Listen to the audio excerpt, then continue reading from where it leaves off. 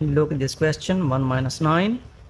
Here is no symbol, parenthesis, 9 minus 4, close parenthesis. This one will be equal to 5.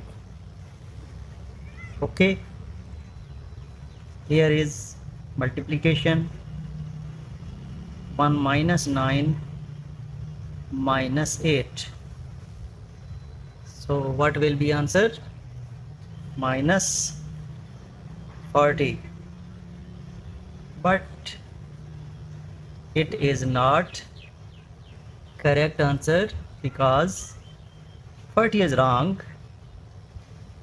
We have to follow some order of operation which is known as Pemdas, parenthesis, exponent, multiplication and division, addition and subtraction.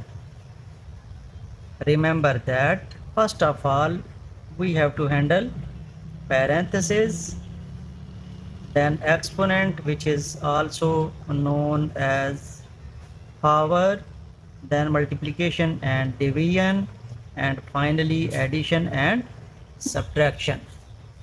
So parenthesis will be our first step. Here you are looking parenthesis.